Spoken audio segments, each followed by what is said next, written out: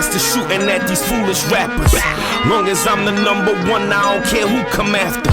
When I came from Africa, they call me booty scratch. What's up, people? Welcome back to the BCMA podcast. That's the Black Clover Martial Arts podcast. It's your boy Lucky from Lucky's Muay Thai. This is episode number 75. And in this episode, we're going to talk a little bit about UFC 291, the results, and if there were any implications, we shall see. And also the BMF belt. Okay. We're also going to talk about Crawford versus Spence, which was probably the biggest fight of everything over the weekend. Bellator did a co-event with Ryzen, which I didn't watch. So I can't really talk about it. I saw a few clips of this and that, but I'll have to go back, watch, and then come back with some sort of like follow-up to that and at least tell you what mattered from those fights. And last but not least, I'm going to do an unboxing with my wife. She loves to do that kind of thing, and I ordered a BJJ Box subscription, which I've now canceled, but nonetheless, I have a box, and I've had it for a little while. In fact, I snagged this hat out of it, which I wasn't supposed to do, but I did anyway, and we'll go through the box and see what else they sent me. It was kind of a confusing situation, but shout out to BJJ Box. I did get my box. Thank you all very much. And that's it. But if you like the show, keep the like, hit the subscribe button, tell a friend. If you want to help support the show, you can do so by hitting the Cash App, as Dr. Umar would say. Hit the Cash App. Hit the Cash App. Hit the Cash App. If you know who that is, you know he says it 3 times. It's Kru Luckl, obviously. If you want to stop by the gym, hit us up, www.luckysmt.com. You can sign up for a trial class on the website, or you can hit us up directly at Lucky's Muay Thai on Instagram or through the website. And if you want to try the jiu-jitsu class, you can try hitting up Roberto Carrero at Carrero BJJ on Instagram. He's a great instructor. I've said this before, and a partner at the gym. So swing by www.luckysmt.com and start your martial arts, fitness, self-defense, health journey. Okay, UFC 291. Let's go through the results. At least the ones I think that matter. Derek Lewis, the Black Beast, with the flying knee. I mean, there isn't much to say. This man has gone up and down. He has the most knockouts, I think, in UFC history, maybe? Yeah, most knockouts. I think he came back and got that with that knockout. But it's not just the flying knee and then finishing with punches. It's the fact that this dude has been on the cusp of greatness. He has fame and he has notoriety and he has love and he's obviously making some cash.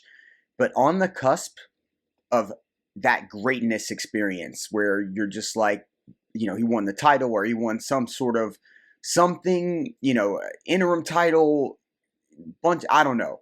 He's just right there. Everybody loves him.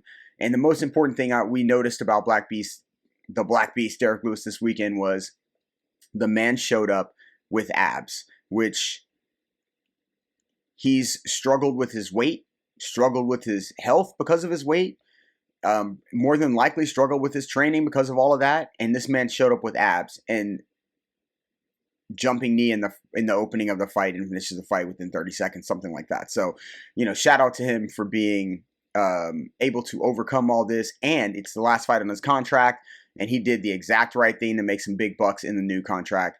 And granted, there's a lot that goes into becoming a free agent, but at least he has the opportunity now to kind of see what he could possibly do. And it was mentioned on another, I think Ariel mentioned that, you know, he might be on cue for the Ngannou fight. I mean, there's a big chance that this dude just holds out. Maybe the UFC offers him something. Maybe they, you know, wait it out, try to match the PFL. Maybe they decide, man, he's just not worth it. He's never going to be the title, but, you know, people like him. But how much is that worth to them versus how much it's worth to the PFL? And if they're willing to match what the PFL is willing to offer, so forth and so on. Congrats to Derek Lewis for putting himself in that position. Bobby Green beat Tony Ferguson by a head and arm choke in the 3rd round. Obviously, Tony Ferguson took an eye poke somewhere in that fight. And, all right, let's just face it, man. We love Tony Ferguson, but he is done. And I don't mean done fighting. I just mean, like, You know, the guy that was at the top of the division for so long is no longer there and can no longer be considered one of those guys. You know, he had a crazy run and never got the opportunities that he really needed towards the end of that run. Never had the Khabib, just never got there. And that's fighting. Even if you're the best, or even if you're great, and even if you knock all these people out or cut all these people's faces up, and even if they make memes about you, and even if you've done all these amazing things, it can all just be over like that. And I love Tony Ferguson and his craziness. I didn't like him on The Ultimate Fighter, but I did like him in his UFC career, and it's just unfortunate that it's gone this way. Shout out to Bobby Green, though. You know what it is.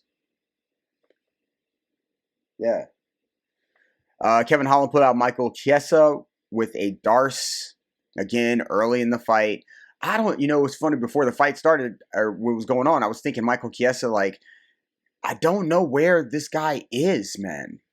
I just don't know where he is. And I think Kevin Holland, knee, little clinch, I think Chiesa blitzed in. They kind of got tangled up. Both heads got down. Kevin Holland made a little bit of a slight turn and turned towards Chiesa, puts Chiesa on the cage, knees him in the head, takes him down, Darce chokes. I mean, it's over. Like, that's tough, man. Big for Kevin Holland. Real tough for Michael Chiesa, and I wish him all the luck. I don't know what's going to happen with that guy, but Kevin Holland is steadily increasing his stock every time he steps foot in that octagon, one way or the other. Even on losses, he seems to be on the rise no matter what the case. So, big shout out to Kevin Holland, and way to put that grappling into play. Yes, he's a striker, but clearly he's learned that, you have to be able to win these fights everywhere, and he did a great job with that, Darce. All right, let's move on to the co-main and main, Pereira and Blachowicz. Listen, Blachowicz took him down in the first round, couldn't do anything with Pereira. And Pereira basically, fought off Blachowicz, Jan, Polish power for the rest of the fight. I mean, he didn't... Jan was definitely...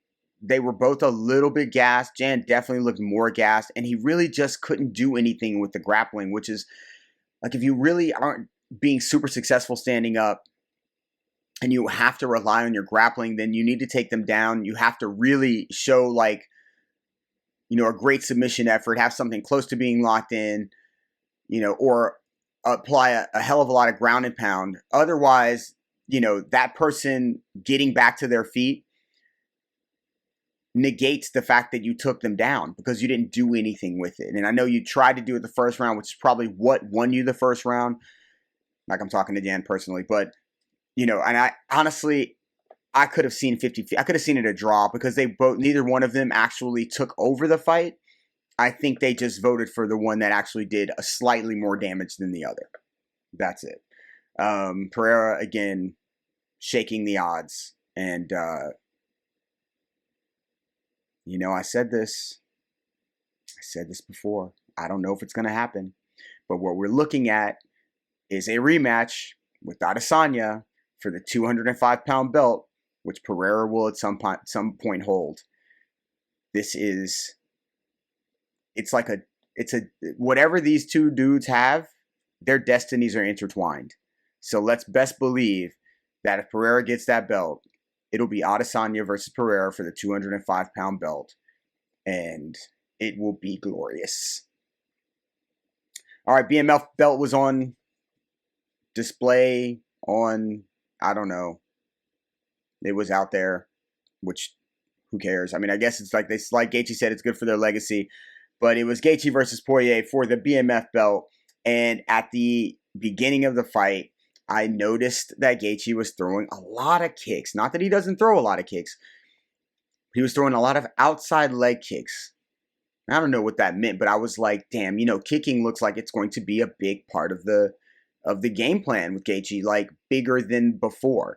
And I think that because the more I saw him kick, the more I was like, man, he's really, like, he's not throwing these to pity pat. He's throwing these with some power. And every time he would kick, Dustin would give a little shoulder head shake thing. and get back into it. And I don't know if it was a full setup thing. We were going to do this the whole time, go for that head kick. But, you know, I'm assuming that he learned from Usman, his teammate, from taking that kick from Leon Edwards, that setup is beautiful. It works in the gym when I'm teaching. It works when we're sparring. It works in fights. It just works, especially if you can already get the person leaning, which Dustin kind of had a little bit of lean on the block. And he kicked. That's the other thing I teach all the time. Kick through the head kick. Who cares if they have their hands up? Kick through the head kick. They're going to feel it. And he felt it. He only had one hand up. That's the other part of the head kick defense. One arm is not going to do you justice, man. It's just not going to save you. You're going to get, even if you're able to get a good glove on it, it's going to wobble you pretty good anyway. So, second round, Gaethje throws that head kick, man. He does the Leon Edwards. Throws that punch out there and then slides right behind it with that head kick. One punch after that, but it didn't really do much. And then Herb Dean came flying in. BMF belt acquired by Gaethje. And if you ask me, these two dudes have cemented their legacies long before this, but let's keep it real. Dustin Poirier has beat everybody and beat Conor McGregor twice. Justin Gaethje has also beat everybody and now beat Dustin Poirier and got the BMF belt. These are two of the absolute best. I mean, listen, man, you can say whatever you want about other guys this weight class. 55ers, I mean, these two belong right up there with anybody in the top three. You can mix and match the top five. These guys are fantastic. And I wanted to see more of a fight because it looked like Dustin was putting his hands together pretty well. And they had a great game plan. They were gonna kick with the boxer instead of trying to box with him, which was a great idea, and it worked. So congratulations. Dustin seemed like he was in good spirits. Obviously, Gaethje's in, great spirits. So that card was pretty good overall. I think if you're a fan of MMA, you really got to see a lot of everything you wanted to see in that card, and you should be super stoked. And I hope you enjoyed it. I know that I did, but to be honest, I had the UFC fights mostly on mute because Crawford versus Spence was on, and I've been waiting for this for a long time. I know there are people that just found, not just found out, but really kind of just got into Terence Crawford or, on the bandwagon of Spence. But I actually followed Crawford for a long, long time, and I love the way he boxes. I love the way he switches stances. I love all that. Obviously, if you know me, you know I like to switch stances, and I like to teach both stances and reasons why you do that, and how the games change on either side, et cetera, et cetera. And what you saw, I actually had a conversation with on a group chat with my dad and my brother. My dad wrote in talking about being a southpaw, Errol Spence being a southpaw and this and that. And I just was like, that's not exactly how that works. Generally, if you're a southpaw, most of the time you're going to be fighting orthodox fighters. It's rare because you're a rarity. Like there's not as many left-handers out there. The other part is you're very rarely going to find somebody who starts out right-handed and becomes a southpaw, which I believe is I'm not sure. And I'm not sure if that happened to Spence or Crawford, but I know Crawford does both very, very, very well. And he fought this fight specifically in southpaw. Now, I don't know if it was just the way they game planned it, because the game planning was beautiful. They countered everything that Spence had to offer. Definitely used the jab effectively with Spence, which is also a thing. He jabbed with him in order to disrupt his regular momentum that he gets behind the jab. And he stayed southpaw, and I think that helps a lot because as a southpaw facing a southpaw, it's all even terms, right? And if I can somehow beat you to the jab timing-wise, I might have an actual better opportunity to find better angles because I switch stances and I'm comfortable in the other stance. Therefore, angles become more available to me. But nonetheless, he was able to jab with Spence and also stay head offline, which was amazing. He worked a very, very well lateral movement to fight when he wanted to fight. He caught almost since Floyd, I won't compare him to Floyd, but since Floyd, there aren't a lot of guys that are able to catch and counter as well as Terence Crawford. I mean, Canelo's pretty damn good at it, but good Lord, man. He caught and countered body shots. He caught and countered hooks. He parried and caught and countered jabs. And then he would offensively step in behind his jab and work several different options. The overhand looping left, the body shot with the right sort of hook or uppercut, and then he would counter quickly with a left hook off of the catches. Like, the man was tremendous, and there was not a lot that Spence could do about it. Obviously, Spence is fantastic. There are too many fights where he's fantastic for me to look at him and go, damn, he's terrible now. Obviously, he's not. But for whatever reason, he couldn't get off. He couldn't find timing. He was missing so much. He didn't have footwork well. He was outsmarted. Like, his ring IQ wasn't high enough to even set up Terence Crawford to be hit by anything substantial. He didn't look great. I don't know if it was the weight cut. I don't know if it was something else. It could have been Terence Crawford is just way, way better. But also, it could be that, maybe the weight cut, maybe, other things. I don't know, man. But, I'm not going to dog Spence. I'm just going to say, ever since he, people say this, and I have maybe a different opinion on it. My only opinion on the car accident is it's very difficult for your body to recover after being thrown out of a car. Now, even though he's fully recovered and healthy, there has to be some lasting and lingering injuries or damage done after being thrown from a car. There is no way you come back 100%. I just can't see it. I don't know. I mean, I love the dude, but I don't know. Anyway, Crawford was just way better to me. He had more tools. He worked left and right. He worked up and down. Yeah, he set him up going forward. He set him up going backward. He worked off the ropes. He worked in the center of the ring. He worked left and right, even though it was very hard to see. And he was stronger in a way that they thought Errol Spence would be stronger. And if we need to discuss that, let's do it very, very quickly. I've said this a million times. The hardest places to train across the world are wrestling rooms, because nobody gives a damn how you feel. It is only about the work, work, work. It's hot, and you're picking up other bodies, and they're trying to pick you up, and you're throwing each other around. And it builds a different kind of stamina, determination, and willpower, and strength. Strength. Wrestlers are generally exceptionally strong.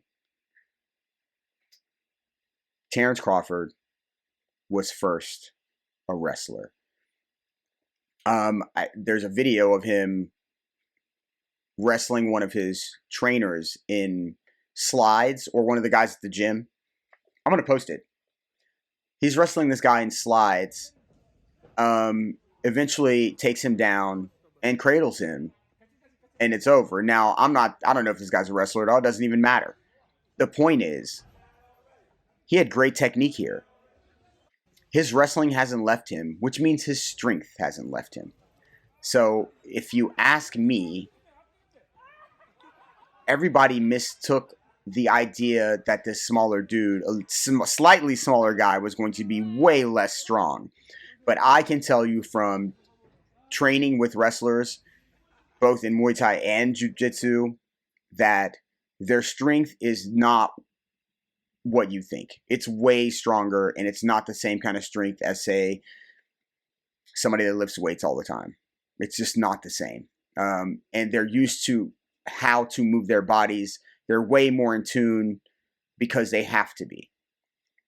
So I'll only say I think that those things, I think people don't understand how strong Terence Crawford really is. I hope that they can look at this fight and realize that he dropped Spence 3 times in this fight using IQ and footwork, but also he was pushing him around off of him using his strength. That being said, it was a fantastic fight for Crawford. Not a great showing at all for Errol Spence. And I love that. He's a Dallas dude. Love that guy. But Terence Crawford, man, the boy from Omaha. Is that where he's from? Listen, man. One of the best ever. I don't know what he's going to do. Go to 54, fight to Charlo. Go to 54, rematch Spence. Doesn't even matter. All I want that dude to do is enjoy life because he deserves it. He put his mind to it. He put all the doubters to rest. And for somebody like me who's always been a fan, I think it's dope that I got to watch him beat, not some chumps, but he got to beat all the guys that actually mattered, when it mattered, and took belts from them and became undisputed in 2 weight classes. Legit. Without all the hoopla, without the setup fights to make it look a certain way. He really did the damn thing. So shout out to him. Shout out to Spence for taking that fight. I hope that the next fight he just looks better. He physically did not look good to me. So I don't know, maybe I don't have an eye for it, but I've been doing this for a long time. I've seen him fight several times. He just did not look good to me. So maybe something else going on and we'll hear about it or we won't. A lot of times you don't hear about these things if something else is going on. Anyway, that being said, we're going to move on to the next segment, which is an unboxing segment from BJJ Box, which I'm doing with my wife. So, yeah, let's get to it. All right, here we go. So I promised you another segment with the wifey. I told you she likes to undo these unboxing things, so every time I come home, there's always some box of products that I have to listen to what they do. They do this for the moisture, and they do this, and then that evaporates, and it makes the skin soft. And if your skin's too this, then you... Anyway, there won't be any of that today. Today, it's an unboxing for me. As I said earlier, I ordered a BJJ Box subscription, and for whatever reason, right when I ordered it, they decided they were changing the way they do their subscription. I don't remember if they said they're going to raise the cost to add more stuff or whatever the case may be. Nonetheless, I was like, I still didn't get a box and I've already paid twice. And then I got a letter and I got a box. Shout out to BJJ Box. I've always wanted a subscription, and when I got one, everything kind of went weird. But I did get my box. So the lovely Abia and I are going to go through the box and see what's in there. Oh, this hat was in there, and I had to snag it because my hair looked crazy. So I really don't know everything that's in there or what it is exactly. So, yeah, this was the first thing, and it's nice. And it says, Oos. All right, we'll move on. All right, what do we got? What is it? A snack. What kind of snack? It's a salted caramel honey stinger waffle. Okay, I've never tried one of these. They're What is very it, though? What's it good for? I think it's just for a little bit of energy and some sugar rush. Yeah, it's a performance waffle. So I'll just eat it in my backpack and get performance. And then you have a sample of s'mores, 100% whey protein isolate. Okay, so I'm gonna drink this at some point. Also, this is a very small package. I use a lot of protein. Maybe that's different S'mores than the protein that you use. with real marshmallow pieces. We shall see. I'm gonna have She that shall be the instead. judge of that. Because personally, I don't know. I have specific things that I like in my proteins, and A lot of snacks. We have a Fit Crunch chocolate chip cookie dough protein bar. I mean, all of this stuff is stuff that'll fit in my backpack and that I can eat because I'm usually at the gym at least the first 5 hours of my day on the mats. So a quick Fit Crunch. I should actually tell you how these taste after I do this. I might do that later. Robert Irvine's Fit Crunch. Bite in. Sorry. He should subscribe. He should give me sponsorship for that. Some Penguin Fingers cold compression therapy for fingers and toes. Yes. Cold compression. I'll put that right there. For fingers, you can't see it. Oh, there it is. Alleviates symptoms. I'm assuming jammed fingers and that type of thing. So, definitely will be using these because these old broken joints will probably need them. It looks like finger tape. It looks like finger tape because it is finger tape by Monkey Tape. The Monkey Tape. I just want to open the bag real quick and just see it because it looks like it's... I can't. Oh, the packaging is good. Damn, they gave me sizes. All right, I don't even know if I can get them out of here, but let's just say. Oh. It's like Neapolitan ice cream. Yes, it's like Neapolitan ice cream. Thin, kind of thin, and a little thicker. So, these are great, man. If you have finger problems in jiu-jitsu, if you're doing a lot of gi and you do a lot of gripping, this is the way to go, man. I haven't been taping my fingers a lot lately, but as I get ready for whatever competition I'm going to do, I'm for sure going to be taping the hell out of them. Max Odor Defense looks like laundry detergent for your... It looks like laundry detergent? I mean, it's pretty liquidy. It's 6 loads. So this is concentrate. I'm going to try this because generally I use... what do I use? Vinegar. White vinegar, which is like the cure-all. However, clothes can be a little funky. So Max Odor Defense, I'm going to give you a try this week. I'll let you know how it is. Shock Doctor Showtime arm sleeve. This is for those people that get caught in arm bars a lot. You know who you are. Your arm gets a little sore in the elbow joint for that week after, 2 weeks. Got to rock an arm sleeve. I actually have one, not one of these, but a different kind. And yeah, I'll definitely wear them in between getting my arm hyperextended. Punch Gunk. Tough stuff for the rough stuff. Pain relief. That looks like a Toblerone bar. This is, okay, so Toblerone packaging, but Punch Gunk. Tough stuff for the rough stuff. Dude, I should get signed by all these people.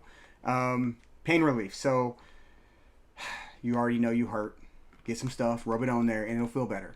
Or have your wife do it. She ain't gonna do it. Just do it yourself. That's not true. I would totally do it. And then this looks like a manicure kit. It's like a BJJ Box nail clipper. What? Little scissors. Little scissors, clippers, files. It's got a file in it. Do you know what that is? I only ask because normally everybody just clips their nails and then they don't bother to file them. And so then they are still scratching the hell out of you. And there's nothing like somebody with freshly clipped nails grabbing your neck and ripping across trying to get out of something. So thanks, BJJ Box. This will go in my bag and I will use them to clip and file my nails. What do we got? A journal to remember how to actually do the technique. And it has Ooh, yeah. So I've been talking about this a lot. super cool pictures. Yeah.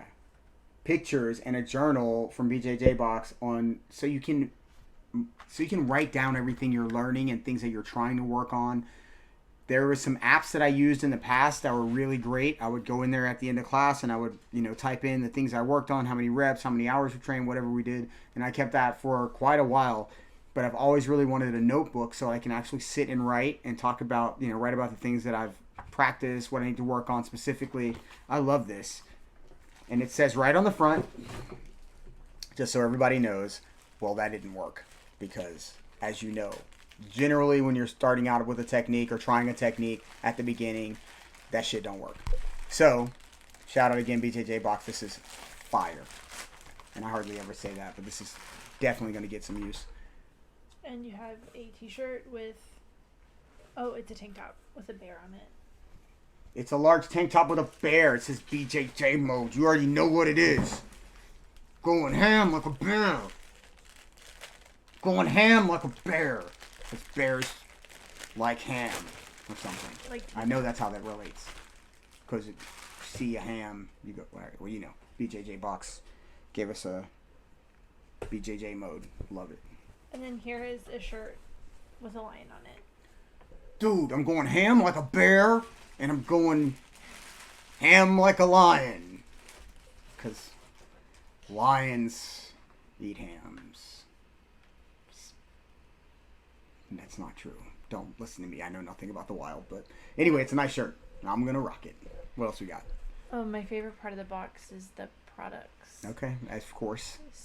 So you have a Plus Defense all natural with tea tree and eucalyptus essential oils. It looks like a body bar. All right, so if you've done jiu-jitsu long enough, you know, if you've done martial arts long enough, at least, let's say if you've done martial arts during the MMA era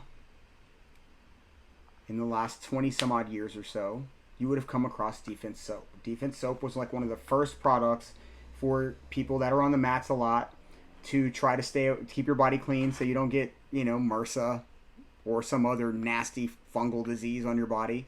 And they used to come out, I'm sure they still have all these products. They used to have a bottle like this of liquid soap. They had, I think, some shampoos. But Defense Soap is one of the best products out there for keeping your ass clean after you do jiu-jitsu. Because your ass be dirty. I ain't gonna lie. I smell you when you leave, bro. I gotta mop up all the floor and stuff, bro. Y'all nasty. Use this. Doc Spartan Combat Ready Ointment in a stick application. Okay. So this, check this out. I'm going to use the shit out of this. You know why? Because most of you guys didn't get one of these. A BJJ Box thing to cut and file your nails. And because you didn't get one of these, you're going to scratch my neck and you're going to scratch my arm. And then I'm going to pull out my Doc Spartan, ready to use ointment. And I'm going to go. And then hopefully it heals without catching that whole MRSA thing. And I'll use some of that as well. And then you have some Recovery Restore Salt Scrub. Max Recovery. Rub it on. That's probably not the best one out of the ones that I've done so far. Everything is very minty, eucalyptusy. Yeah, because you got to keep clean. Because people will be dirty and stanky. I want to smell it too. Oh, that looks cool. It's... Oh, but it's like not even wet. It's not. Salt. Yeah, it's just salt. Like most of these things you buy are like a liquid with like a salt scrub in it, or like a scrub in it, right? Mm-hmm. This is literally like just the scrub, which is crazy. There is no whole bunch of liquid with just some scrub granules. This is like we're just gonna throw the granules in. Oh, let's put that in the shower. I'm 100% gonna use this tonight. Scrub up my body. I only did 4 hours. 4 hours tonight, so no big deal. 10 hours tomorrow, though, baby. You know what it is? That's it. That's it? All right, so look. All of this stuff is fantastic. I'm so happy that I got a bunch of stuff from BJJ Box after all this time wanting to get it. I don't know how they changed how they're doing subscriptions. I think they're trying to do a quarterly... Don't quote me. But I think they're trying to do a quarterly subscription for everyone, adding more quality products, and like changing their sort of price points and that kind of thing. And as soon as they get all that settled in, I'll probably go right back and try to get a subscription again because I really love this stuff. And also, I might get I love the t-shirts. And they have bigger boxes. So I might get myself a big box one time just so I can open it up and maybe there's like a gi in it and a hoodie and pants and jiu-jitsu shorts and more stuff and snacks. So, shout out to BJJ Box. I super appreciate it. And the lovely wife for helping me go through this. She is the product queen, so she knows much better about how to do all this stuff. Be on the lookout for her future product summaries and so forth, because it's coming. Anyway, I love y'all. I love you. Thank you so much. You're welcome. It was super fun. I'm going to play one right there. I don't know. Anyway, if you like the show, keep the like, hit the subscribe button, tell a friend, pass it along. If you want to support the show, you can do that by hitting the Cash App, Kru Luckl, at Cash App, whatever that is. Right? Now how you do it? You just go to Cash App, at Kru Luckl, and you can drop a dime and help us out. If you want to stop by the gym, www.luckysmt.com. You can hit me directly at Lucky's Muay Thai on Instagram. You can hit Roberto Carrero to check out the Jiu-Jitsu program at Carrero BJJ. Again, I love y'all. Enjoy your evening, or day, or afternoon, or whatever it is you're doing when you hear this. Peace. Be out. And they change him to a villain when the system's been set up by racists trying to kill him. I just wanna